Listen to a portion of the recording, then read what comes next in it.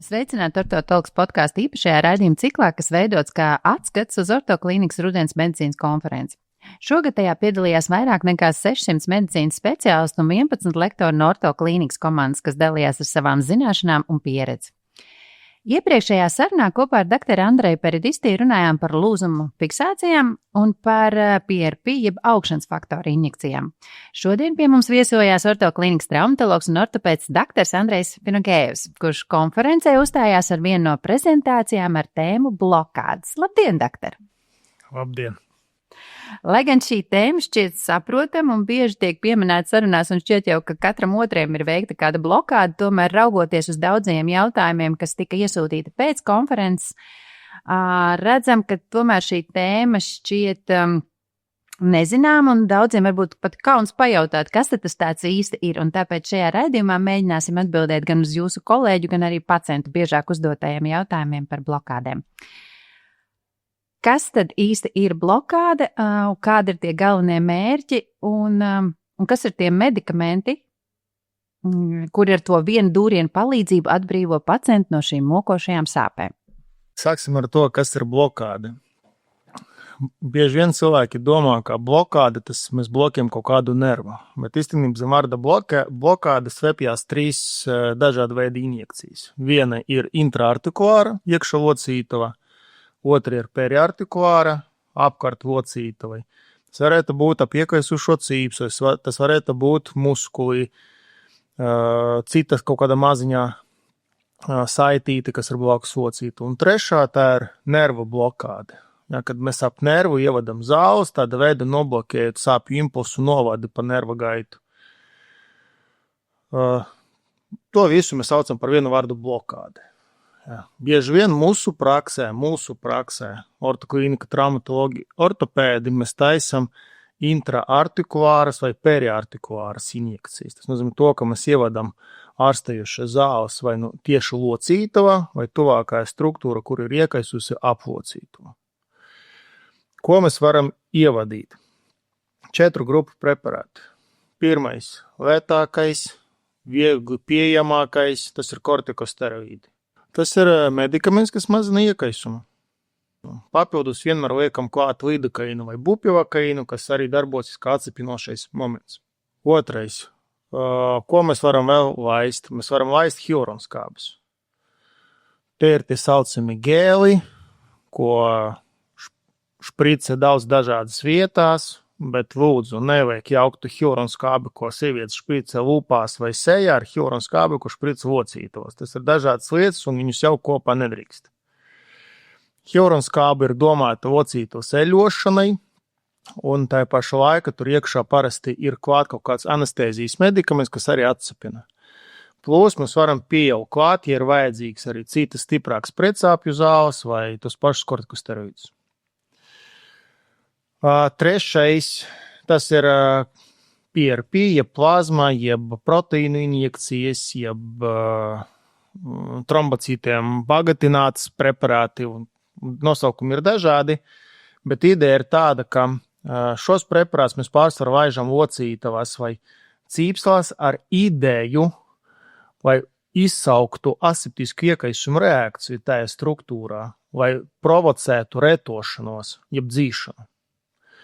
Bet no PRP jauns skrimslis neaug, tas ir mīts. Ja ir locītu ar skrimšļa defekts, nav jēgas tur taisīt 101 PRP injekciju ar domu, ka tur attauks jauns skrimslis. Nē, indikācijas ir ļoti šauras, un otrais, uzreiz pateikšu, PRP neatsapina. Ja cilvēkam ielaist PRP injekciju momenti, kad viņu ļoti stipri sāp, 99%, ka viņu sāpes būs vēl stiprākas. Jā, tas ir to, ko bieži vien cilvēki jauc un domā, ka tas ir kaut kāds jaunas brīnumzāles tas nav. Un 4. kas audzinoši nesen parādījās mūsu tirgu, kolagēna injekcijas. Viņas ir arī daudz un dažādas, bet ideja ir tāda, ka mēs varam laist kolagēnu bojāta struktūra, piemēram, cīpsā vai saitī, tur ir daļējs bojājums ar ideju piepildīt to struktūru ar kolagēnu, provocētu labāku dzīšanu. Principā tas ir 4 veidu injekcijas, ko mēs taisam locītos un aplocītos. Bet kolagēns iedzerot un kolagēns iešpricējot, ja ir divi dažādi kolagēni? Tas varētu būt viens un tas pats kolagēns, bet cik daudz tā kolagēna aizies līdz tai bojātai struktūrai, ja tu viņu iedzersi. Cik daudz tu viņu jādzer, lai sasniegtu vajadzīgu koncentrāciju, lai viņš pilnvērtīgi uzsūktos, un tad vai ar asins riti tas kolagēns aizietu līdz tai saitītei vai līdz tai cīpslei. Kā praktiski notiek šīs blokādes? Uz ko viņam vajadzētu gatavoties, tad viņš nāk uz procedūru, un vai tas ir sāpīgi? Pacientam jāgatavojās kā uz parasto poti. Ja visu darīt pareizi, cilvēkam nekādas neciešamas sāpes nav. Tas ir kā pie jebkuras potas cilvēks jūt nelielu sapīti, pasaka, oi, ka tu ir izdurt cauri ādai. Viss. Un tālāk viņš jūt tikai spiediena sajūtu, ka tu ievadi iekšā medikamentu. Mēs bieži vien kaut kādu sarežģītākajos gadījumos arī izmantojam ultrasonogrāfiju kā navigācijas metodi, jā, lai precīzi ievadītu tas visas zāles, visu to koncentrāciju vajadzīgai vietā. Nu, piemēram, ja mums vajag iešpricēt gūžas locīto, dažreiz tieši gūžas locītu var grūti trāpīt, un tāpēc mēs izmantojam arī sonogrāfiju. Sarežģītos gadījumus, ja mums vajag tieši ievadīt zāles par kādu konkrētu cīpsu, piemēram, elkoni vai plaukslocītu vai pleclocītu. Tad mēs vienkārši sonogrāfiski atradam to cīpsu, atradam iekaisumu pērekli, un tad sonogrāfiski var redzēt, kur tā ādata ir, un tieši ar to ādatu trāpam tajā vietā, kur mums vajag. Protams, ja mums vajag vienkārši ievadīt zāles locītu, tā paša ceļa locītu, piemēram, sonogrāfija tur nav vajadzīga. Jo locīto pēc būtības tas ir tā kā dobums, un trāpīt dobumā cilvēkam, kuram ir pieredze, un kurš ir apmācīts un kurš operē ceļus, tas grūti nav. Jūs konferencē arī minējāt to, ka plecu locītavā nav apasiņošanas iekšējās, un ka 2 pilieni asiņu var izraisīt diezgan pēc tam nepatīkams sekas. Tas nozīmē, ka nepareizi iedurts, tam arī var būt diezgan nepatīkams sekas. Protams. Jebkura manipulācija var būt savas sekas. Jebkurai. Un skaidrs, ka mēs maksimāli mazinām riskus savā praksē. Arī tā blokāde, tas nav nekāda tad. Varbūt izskatās, ka vienkārši duriens, bet, protams, tur jāievēro pamatprincipi, aseptika, antiseptiku, jāzina, kur tu šprīcē, jāzina, ko tu šprīcē. Jāsaprot tev koncentrāciju, ko tu ievadīsi un tā tālāk. Protams, ir situācijas, ir gadījumi, kad pēc blokādām cilvēkiem paliek sliktāk. Ir situācijas, kad tas pasliktināšanas ir uz 1-2 dienām, bet ir tā, ka arī 2-3 nedēļas pat ilgāk ir. Un ar to arī jārēķinās. Viens no konferences apmeklētājiem rakstīja jautājumu, ka blokāžu veikšana šobrīd tiek piedāvāta ļoti daudzās medicīnas iestādēs. Cik drošas ir šīs blokādes un pēc kā zināt, ka blokādes veicējiem var uzticēties un tiek ievērotas visas drošības prasības? Nekā, vajag aiziet un paskatīties. Pamēģināt vairākas reizes pēc kārtas. Vairākas reizes nevajag mēģināt. Ja tev pēc pirmas reizes palika slikti, tad otru reizi neiet pie tā paša cilvēka. Tas ir tas, diemžēl, tāda situācija mūsu valstī, ka to ļoti grūti kontrolēt. Un, protams, arī pašam pacientam jāsaprot, ka blokādi nevar taisīt kaut kāda pagrabā vai uz ielas aiz stūra vai mikroautobusā otrajā sēdeklī, ka tomēr tā ir invazīva procedūra. Jābūt vismaz kaut kāds saprašana par septiku, aseptiku, ādai jābūt apstrādātai, tev jāizmanto sterila cimdi, tev jāizmanto sterila šprice, adata, medikamentiem jābūt ar derīgumiem termiņiem, lai viss būtu kārtībā. Tas pamatlietas. Jā, un, protams, arī ārstam, kurš to dara, jāsaprot, ko viņš dara un ar kādu mērķi viņš to dara. Pieeja augšanas šie faktori injekcijām tiek izmantots cilvēku pacientu paša asins. Tā ir vienīgais šis blokāžu veids, kurā tiek izmantots cilvēku paša asins vai audi, vai tomēr ir Un visa pārējā daļa tad tomēr ir medikamentēzā. Vispārēji ir, jā, tie medikamenti, tā, nosauksim viņu tā kā par sintētiku, jā, un PRP tas ir vienīgais injekcijas veids, kur tiek izmantot, jā, paša cilvēka audi un šķidrumi. Vai esiet novērojis, ka fiziski aktīviem cilvēkiem atveseļošanās pēc blokādēm notiek vieglāk un ātrāk? Nevienmēr, jā. Šeit tas ir tas mērķis, ko mēs gribam panākt ar blokādi. Jo, kā es jau minēju iepriekš, mums ir 4 veidi blokādes. Injekcijas, nosauksim tā.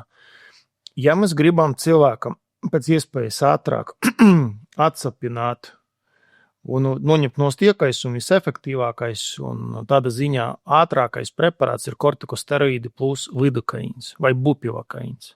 Cilvēkam uzreiz praktiski stundas laika pēc vizītes paliks situācija uzlabosies, paliks vieglāk un labāk. Ja mēs runājam par kaut kādam deģeneratīvam lietām, jā, kad mēs tu jau ir novelota trauma ir bijusi, vēl kaut kas, kad mēs mēģinam labot struktūru, vai struktūra būtu elastīgāka, ja tur struktūra ir kaut kādi kaļķīši vai tie saucamie iekšējie plīsumi, jeb intersticiāli plīsumi, tad šeit var mēģināt špricēt vai nu to pašu kolagēnu, vai nu PRP. Ja pacients pārsvarā sūdzās par mehanisku rakstura problēmām, locīto krakšķēšana, varbūt neliela ķeršanas sajūta, smagumu sajūta, tur locītavas kaut kāda daļa priekšpusē vai aizmugurē, tad var mēģināt to hialuronskābi. Viņa saiļos, atsapinās un cilvēkam būs vieglāk. Arī šie preparāti nav tā kā galīgais tas ārstēšanas variants. Bieži vien mēs viņus arī izmantojam, un cilvēkam rehabilitācija būtu ātrāka un vieglāka. Dažiem cilvēkiem viņa rehabilitācijas progresa apstājās tikai tāpēc, ka viņam parādās tās sāpes vai vēl kaut kas, un viņi baidās iet tālāk un pārslogot to locītu. Ar to mēs palīdzam inicējot medikamentu, viņam tā rehabilitācija tālāk ir vieglāka un labāka. Lai pacientam veiktu vispiemērotāko procedūru, no kāda speciālista viedokļa vai nosūtījuma būtu vislabāk sākt un kādus izmeklējumus būtu vēlams veikt pirms nosūtīt pacientu uz blokādi?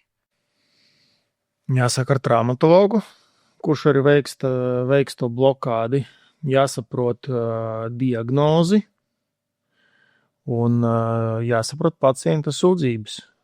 Un tad būs tā atbilde, ko mēs ar to blokādu varam panākt, vai ir jēga to darīt, vai nav jēgas to darīt. Blokādes netiek taisīts profilaktiski, lai nākotnē kādreiz nesāpēt, un tā nav, pacientam jābūt ar konkrētam sūdzībām. No izmeklējumiem, kas ir ļoti būtiski un svarīgākais, ja runiet par periartikulārām injekcijām, kas ir mīkstais audos aplocītu, šeit ļoti svarīgu lomu ieņem sonogrāfija. Ja runājot par intraartikulāram problēmām, kad problēma ir tieši locītava, tad šeit jāsaka vismaz ar rentgenu, un, protams, būtu ideāli, ja būtu magnetiska rezonanse. Bet to pēc traumatologa apmeklējuma. To nevar nosūtīt ģimenes ārsts, lai uztais un pēc tam doties jau ar izmeklējumu. Labāk aiziet pie traumatologa, jo sāpes var būt ļoti līdzīgas dažādām patoloģijām. Speciālists var apskatīties, saprast, kādu izmeklējumu mums vajag, un tad arī to nozīmē to vajadzīgo ārstēšanu. Pacients neterē lieku laiku, naudu nevajadzīgiem izmeklējumiem. Jūsu kā ārsta novērojums no prakses, cik bieži pacientiem ar pleca vai ceļa sāpēm blokāde palīdz pāraut šo sāpju loku un atgriezties pie iepriekšējām kustību amplitūdām? Tā ir atkarīgi no pacienta. Piemērs, jauns pacients, aktīvs, daudz trenējas, sāp plecs. Nekādas traumas nebija. Skaidrs, ka ar lielāku varbūtību tas, kas viņam pleca locīta ir, tas ir kaut kāda struktūras iekaisums, cīpsas iekaisums, saites iekaisums un tā. Un, ja viņš atnāk laicīgi, ja tas nav kaut kāds hronisks iekaisums, tā ir akūta situācija, pat varbūt viņam pietiks vienkārši ar īso pretiekaisu medikamentu kursu un viss. Ja tas nav īsti, tad taisam injekciju. Un lielāka daļa no viņam uzreiz par tām sāpēm aizmirst. Bet jāsaprot, kas bija tas iemesls sāpēm. Jo blokāde noņem no simptomu pārsvarā. Ja viņam ir tas muskuļu disbalans, tad viņam jāsaprot to, ka viņam tālāk jāiet pie fizioterapeita. Jābalansē te muskuļi, lai tā sāpe nākotnē neatgriežās. Ja runa ir par pacientu gados, piemēram, ilgstoši sāpes ceļu locītavu, kas dinamika progresē, vizuāli veidojas kaut kāda deformācija un nekādas traumas nebija. Ar lielāku, piemēram, rīta stīvums. Ar lielāku varbūtību, vienkārši balstoties uz kritērijiem, rīta stīvums, sāpes, vecums pēc 500 gadiem, vizuāli ceļu locītavas deformācija, ar lielāku varbūtību var secināt to, ka tur ir ceļu locītavas osteoartrīts. Šī situācija, ja viņš ir sāsinājuma fāzē, ātri var uztaisīt kortikosteroīdu injekciju, atsapināt. Un tālāk, ja pacients vēlās papildus tur barot to skrīmsu, kaut kā uzlabot to locītavas iekšējo vidi, tad var injicēt citus medikamentus, vai hialuronskābi, vai PRP, atkarīgi no to, ko pacients vēlās un kādu rezultātu mēs sagaidām. Bet tas neapturas osteoartrītu. Osteoartrīts kā bija, tā viņš arī progresēs ar laiku. Tas ir tikai simptomu mazināšana, vinēt laiku līdz protezēšanai. Un šeit ir jāsaprot to, ka arī tas injekcijas nav tas galīgais ārstēšanas veids, uztaisim injekciju un punkts.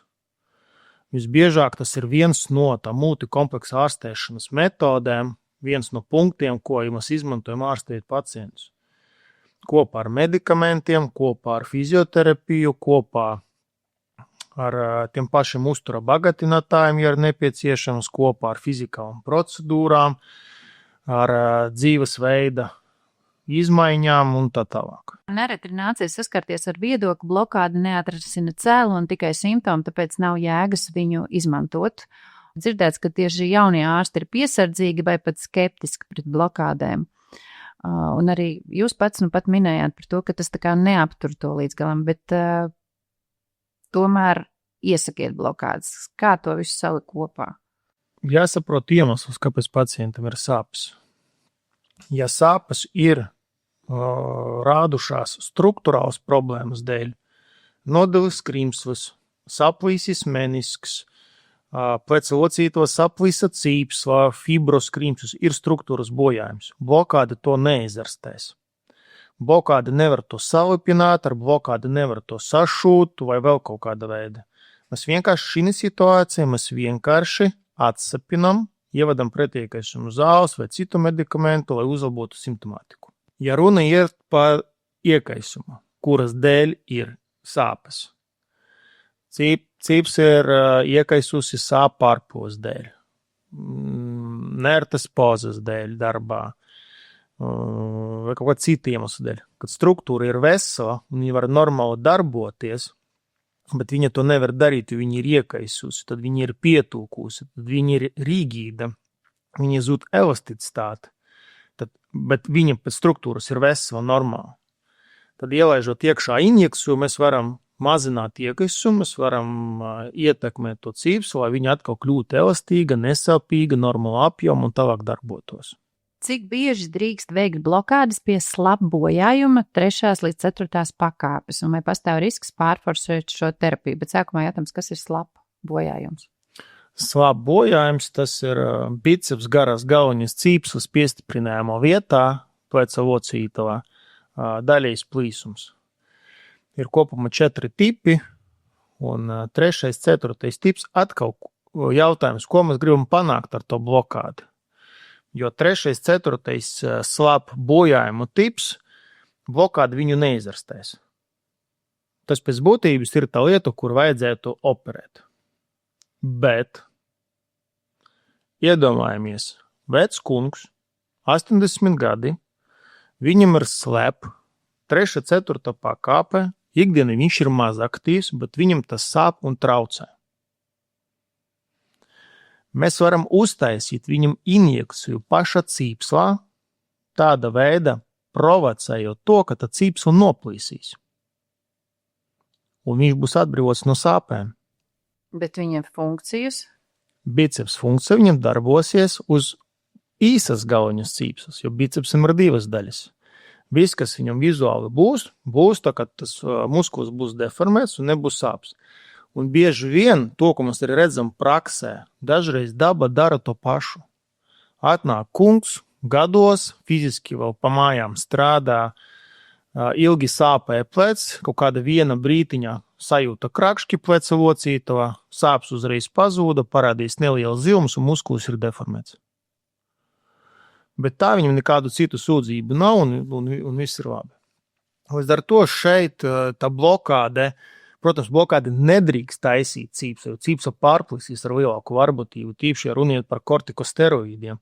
Bet šeit, šī situācijā, mēs varam, tas ir izņēmuma gadījums, bet mēs to varam izdarīt, apzinoties to, ka cīpsa noplīsīs un brīdinot par to pacientu, bet tāda veida mēs viņu atbrīvojam no sāpēm.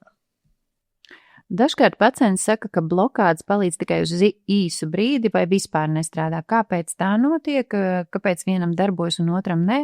Un ja efekts nav noturīgs, kāpēc dažreiz procedūras tomēr tiek atkārtotas vairāk nekā 3 reizes? Atkārtot kortikosteroīdu injekcijas vairāk par 3-4 injekcijām gadā nav vēlams vienam to pašu lokalizāciju. Jā, bet atkal atgriežamies pie tā jautājuma, kāds ir iemesls sāpēm. Ja tas ir struktūrāls bojājums, tad visdrīzāk tā injekcija nepalīdzēs. Ja tas ir iekaisums, tad injekcija vajadzētu palīdzēt. Ja pacienti tiek uztaisīta 2. vai 3. injekcija bez rezultāta, tad jāizdomājas, vai mēs ārstējam pareizo vietu, vai mēs neārstējam to kaut kādu izstarojošu sāpi. Vai zem tam sāpēm nesāpjas vēl kaut kas tāds. Cita patoloģija, kuru vajadzētu izmeklēt. Jo pēc būtības no klasiskas kortikosteroīdu injekcijas pacientam jābūt uzlabojumam vismaz 2-4 nedēļām.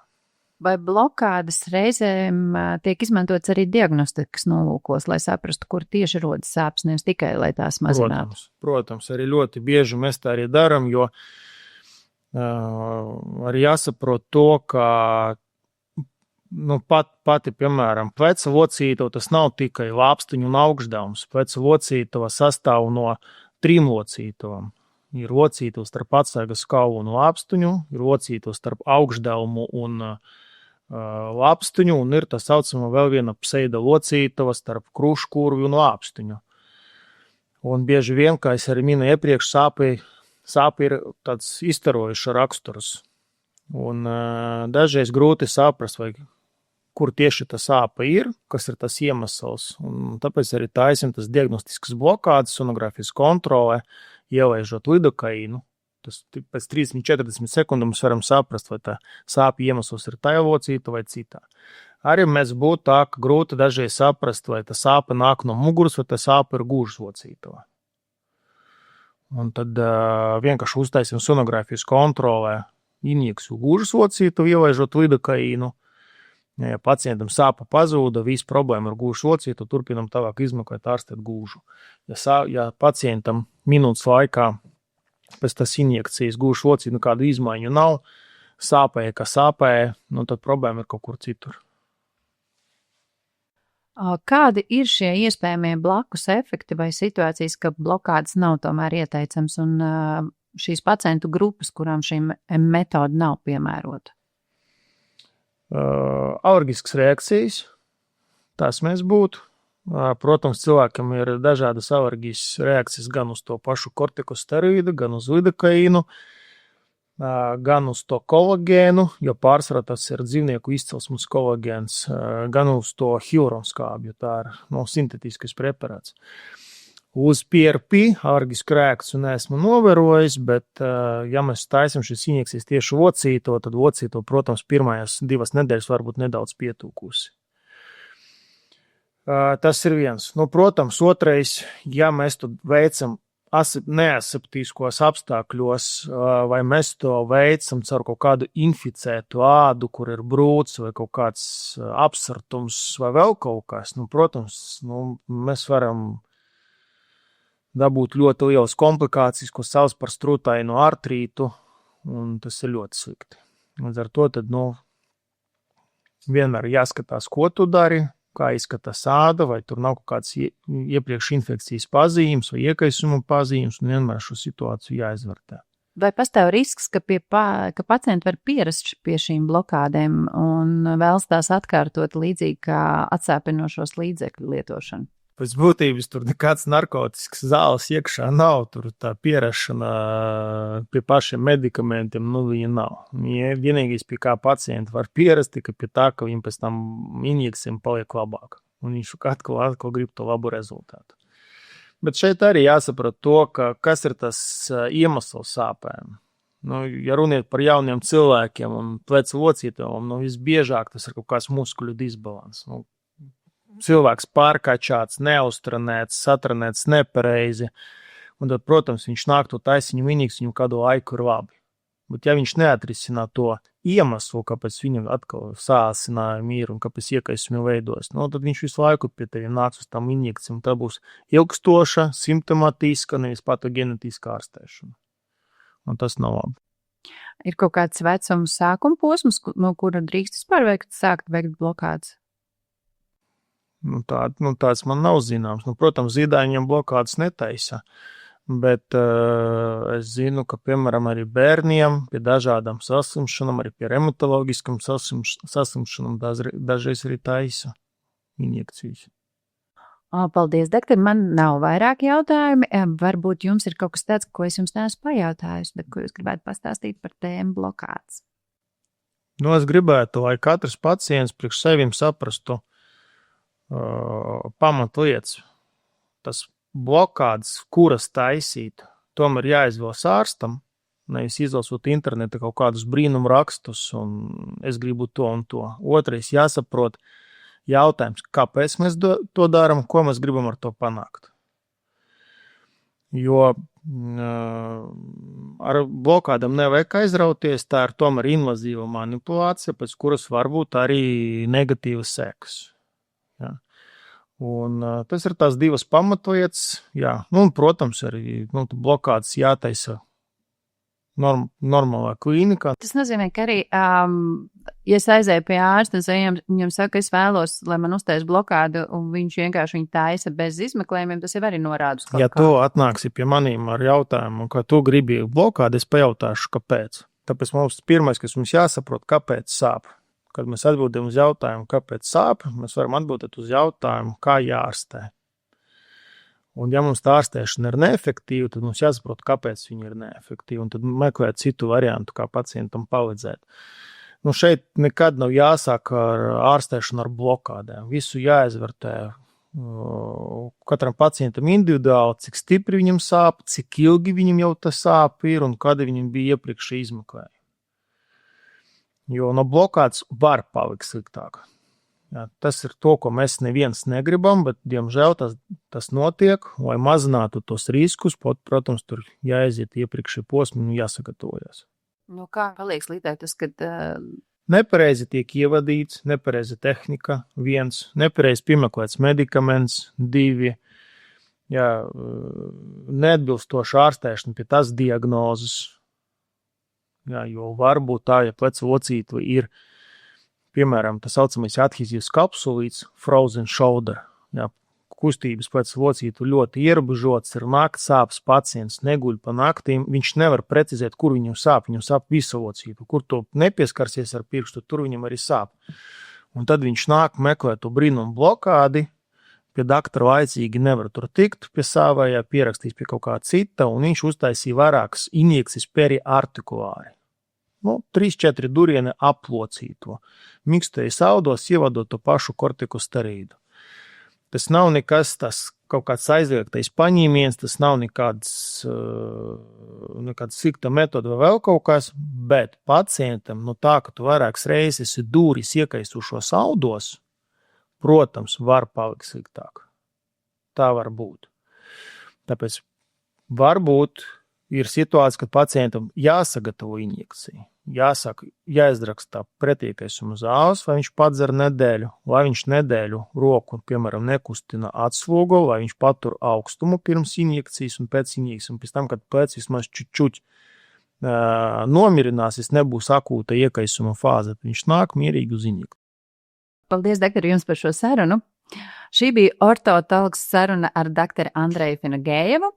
Paldies arī jums, klausītāji, ka bijāt kopā ar mums. Tiekamies jau nākamajā epizodē, kad turpināsim aplūkot konferencē skatītās tēmas, un tad jau arī mēs runāsim arī ar doktoru Andreju Pinagēju, bet tad jau par ceļa sāpēm un to ārstēšanas iespējām.